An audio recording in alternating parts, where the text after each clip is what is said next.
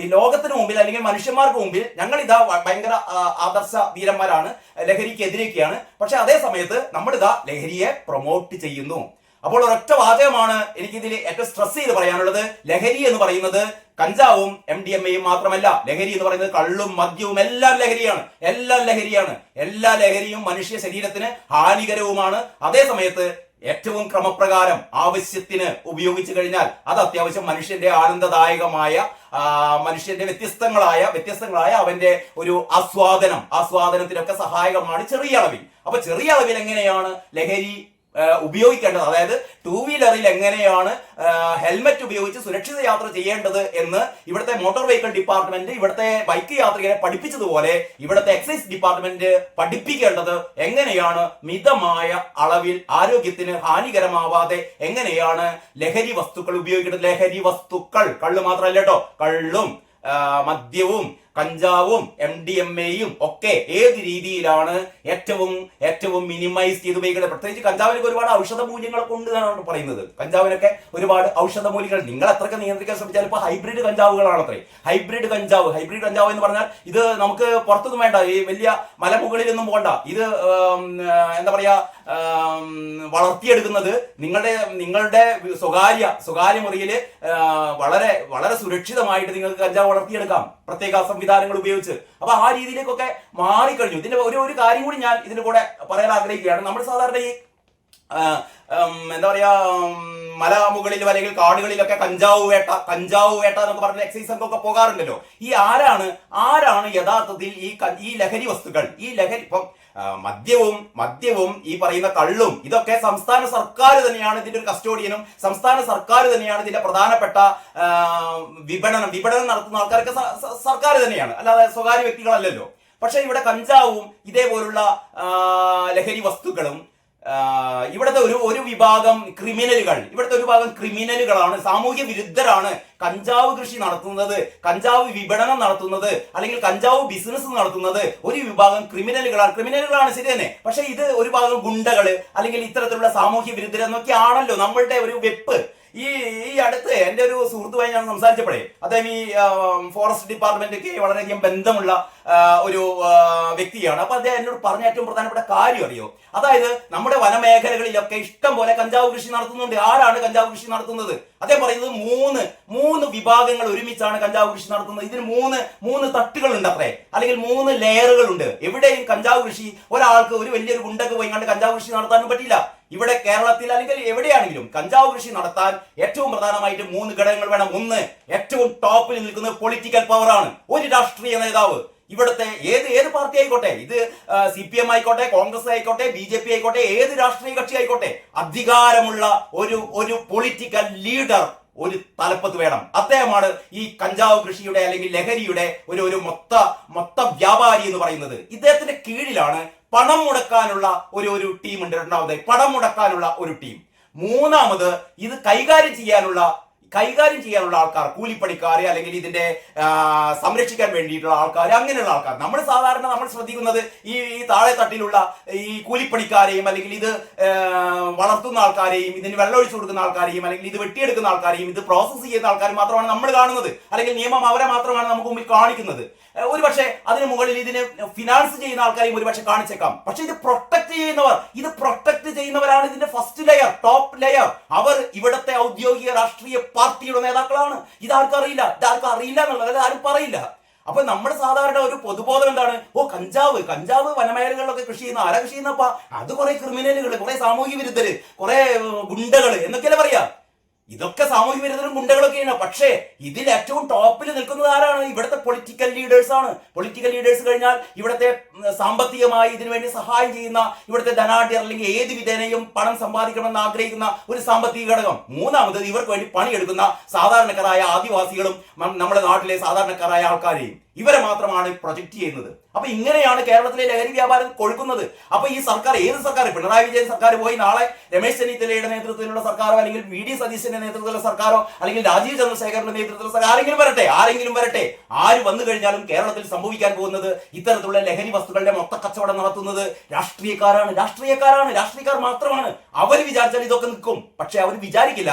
കാരണം എന്താണ്? ഈ സംസ്ഥാനം ഓടണമെങ്കിൽ, ഈ സംസ്ഥാനത്ത് പെൻഷൻ കൊടുക്കണമെങ്കിൽ, ശമ്പളം കൊടുക്കണമെങ്കിൽ ഇതിൽ നിന്നൊക്കെ ടാക്സ് വേണം എന്ന രീതിയിൽ ഇതിന് നിയന്ത്രണം വരുത്തില്ല. അതേസമയത്ത് തന്നെ ഇവർക്ക് ഏറ്റവും കൂടുതൽ പണം സമ്പാദിക്കാനുള്ള വഴി, അവിഹിതമായി പണം സമ്പാദിക്കാനുള്ള വഴി, ഏറ്റവും പുതിയ വഴികളൊക്കെ ഉണ്ട് കേട്ടോ. പിണറായി വിജയൻ തന്നെ പറഞ്ഞല്ലോ, എന്റെ മോൾക്ക് ത്രൂ അക്കൗണ്ട് ആണ് വന്നത്, എന്റെ മോൾക്ക് കൈക്കൂലി വന്നത് ത്രൂ അക്കൗണ്ട് ആണ്, അല്ലെങ്കിൽ മാസപ്പടി വന്നത് ത്രൂ അക്കൗണ്ട് ആണ്, GST അടച്ചിട്ടുണ്ട്. അപ്പം പിന്നെ ഇതെന്തല്ല, ഇത് അഴിമതിയല്ല, ഇത് കൈക്കൂലിയല്ല, മാസപ്പടി അല്ല എന്നാണ് കാരണബോധത്തിന്റെ ഒരു സർട്ടിഫിക്കറ്റ്. അതുകൊണ്ട് ഞാൻ കഴിഞ്ഞ ദിവസം ഫേസ്ബുക്കിൽ ആരൊരാൾ പോസ്റ്റ് ഇട്ട് കണ്ടു, ഇനി മുതൽ കേരളത്തിൽ എല്ലാവരും കൈക്കൂലി ത്രൂ ബാങ്കിൽ കൊടുക്കണം, ത്രൂ ബാങ്ക് വഴി.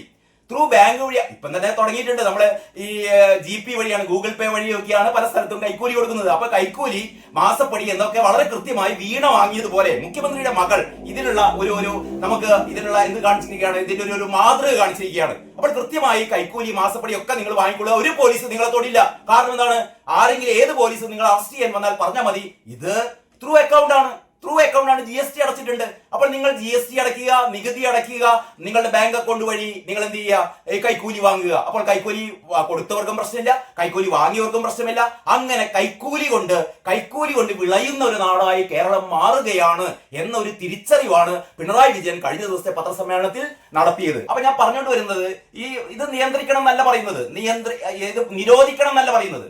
മദ്യം അല്ലെങ്കിൽ കഞ്ചാവ് അല്ലെങ്കിൽ ലഹരി വസ്തുക്കൾ, ഞാൻ എന്റെ ഒരു വ്യക്തമായ അഭിപ്രായം എന്ന് പറഞ്ഞാൽ, ഈ ലഹരി വസ്തുക്കൾ എന്ന് പറയുന്നത് എല്ലാ കാലത്തും മനുഷ്യരുടെ, ഇത് ഇന്നും നിലയും തുടങ്ങിയതല്ല, പുരാണ കാലം മുതൽക്കേ, ആദികാലം മുതൽക്കേ ലഹരിക്ക് അടിമപ്പെടുകയല്ല, ലഹരി നുണയാണല്ലോ, അല്ലെങ്കിൽ ലഹരി പദാർത്ഥങ്ങൾ കഴിക്കാനുള്ള, അല്ലെങ്കിൽ അത് ആസ്വദിക്കാനുള്ള ഒരു മോഹം, അല്ലെങ്കിൽ അതിനോട് ഒരു വാഞ്ച, അമിതമായ ആഗ്രഹം എല്ലാ മനുഷ്യന്മാർക്കും ഉള്ളതാണ്. അപ്പൊ ഇത് നിരോധിക്കുകയല്ല വേണ്ടത്, പകരം ഇത് നിയന്ത്രിക്കുക. ഇതിനൊരു നിയന്ത്രണം വേണം. എങ്ങനെയാണ്, ആരാണ് നിയന്ത്രിക്കേണ്ടത്?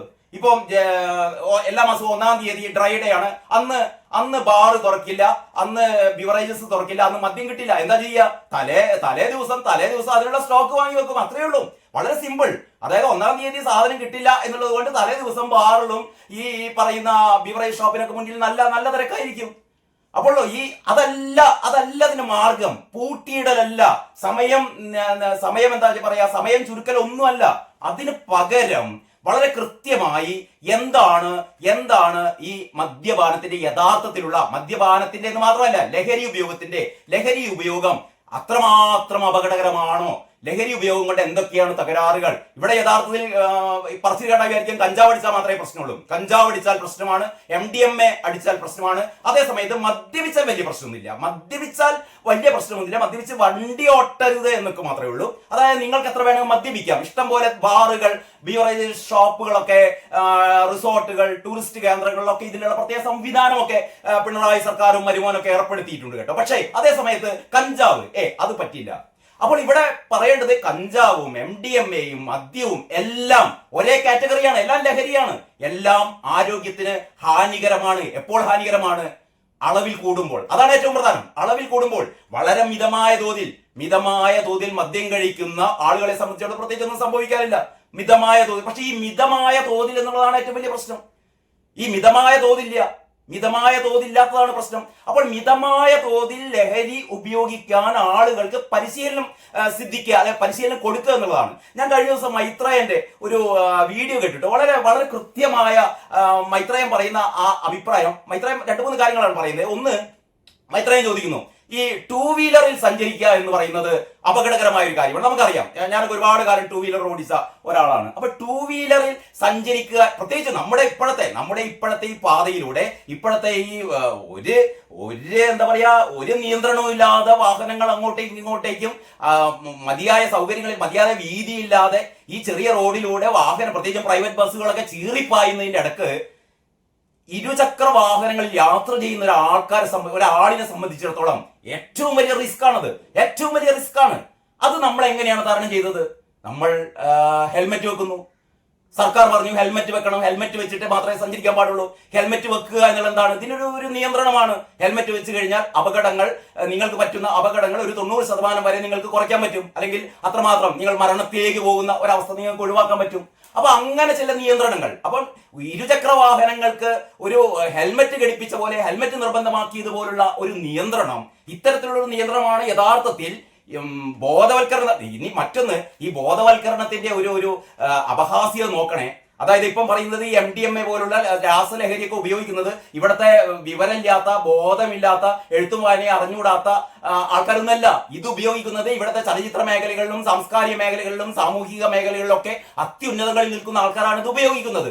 അപ്പൊ ഇവരെ സംബന്ധിച്ചിടത്തോളം എന്ത് ബോധവൽക്കരണമാണ് നടത്തേണ്ടത്? എന്ത് ബോധവൽക്കരണമാണ് നടത്തേണ്ടത്? ഇവർക്കൊന്നും അറിയില്ലേ? അപ്പൊ അതല്ല പ്രശ്നം. ബോധവൽക്കരണം കൊണ്ട് ഒരു പ്രത്യേകിച്ച് ഒരു കാര്യമൊന്നുമില്ല. ബോധവൽക്കരണം എല്ലാവർക്കും അറിയാം. പക്ഷേ എല്ലാവർക്കും കൃത്യമായ കാര്യങ്ങൾ അറിയില്ല. അതാണ് ഏറ്റവും വലിയ സംഭവം. നിങ്ങൾക്ക് മദ്യം, ഇത് കേട്ട മദ്യം കൈകൊണ്ട് തൊടാനേ പാടില്ല, അല്ലെങ്കിൽ കഞ്ചാവ് കൈകൊണ്ട് തൊടാനേ പാടില്ല, അല്ലെങ്കിൽ MDMA കൈകൊണ്ട് തൊടാനേ പാടില്ല, ഇതൊക്കെ ഭയങ്കര തൊട്ട് കഴിഞ്ഞാൽ മനുഷ്യൻ തീർന്നു. അതല്ല. ഇതൊക്കെ ഒരു പരിധി വെച്ചിട്ട് ഇതൊക്കെ ഉപയോഗിച്ചു കഴിഞ്ഞാൽ പ്രത്യേകിച്ച് പ്രശ്നങ്ങളൊന്നും ഉണ്ടാവില്ല. നമ്മൾ കഴിക്കുന്ന എല്ലാ ആഹാരങ്ങളും, പഞ്ചസാര ആരോഗ്യത്തിന് ഹാനികരമാണെന്ന് പറയുന്നു. മീൻ വറുത്തതോ മീൻ പൊരിച്ചതോ അല്ലെങ്കിൽ പൊരിച്ച വസ്തുക്കൾ ആഹാരത്തിന് ഹാനികരമാണെന്ന് പറയുന്നു. ഈ ബേക്കറികളിൽ നിന്ന് കിട്ടുന്ന മധുരപലഹാരങ്ങൾ ശരീരത്തിന് ഹാനികരമാണെന്ന് പറയുന്നു. ചോറ് കഴിക്കുന്നത്, നമ്മൾ സാധാരണ ചോറ് കഴിക്കുന്നത് ആരോഗ്യത്തിന് ഹാനികരമാണ്. ഇത്തരത്തിലുള്ള ഒരുപാട് കാര്യങ്ങൾ ആരോഗ്യത്തിന് ഹാനികരമാണ്. ഇതേപോലെ പള്ളർച്ചും കള്ളു കുടിച്ചാൽ അതും ആരോഗ്യത്തിന് ഹാനികരമാണ് എന്ന് വിചാരിച്ചിട്ട് അപ്പോൾ ഇവിടെ ഒരു ഇരട്ടത്താപ്പ് എന്ന് പറഞ്ഞാൽ ഞാൻ അതിലേക്കാണ് വിരച്ചു കൊണ്ടുന്നത്. അതായത് പിണറായി സർക്കാരിനെ സംബന്ധിച്ചിടത്തോളം കള്ള് മഹത്തരമാണ്. കള്ളിപ്പം പറയുന്നത് കള്ള് ഭയങ്കര സംഭവമാണ്, ആരോഗ്യദായകമായ സംഭവമാണ്. അതേസമയത്ത് മറ്റേ മദ്യം, വിവിധ തരത്തിലുള്ള മദ്യം, ജവാനൊക്കെ നമ്മളിങ്ങനെ ഉണ്ടാക്കി നമ്മൾ തന്നെ കൊടുക്കും. അപ്പൊ ഈ മദ്യം കഴിക്കുന്നത് കൊണ്ട് ഒരു പ്രശ്നമില്ല. കാരണം മദ്യവും കള്ളും ഒക്കെ നിർത്തി കഴിഞ്ഞാൽ പിന്നെ അതോടുകൂടി സർക്കാർ KN ബാലഗോപാല് ട്രഷറി ഖജനാവ് കൂട്ടി പോവുകയാണ് നല്ലത്. അപ്പൊ മനുഷ്യന്മാരെ കൊള്ളയടിക്കുന്ന, ഇതിൽ ഏറ്റവും പ്രധാനം ലോട്ടറിയാണ്. ഞാൻ അതിലേക്ക് കടക്കുന്നില്ല, അത് വേറൊരു വിഷയമായതുകൊണ്ടാണ്.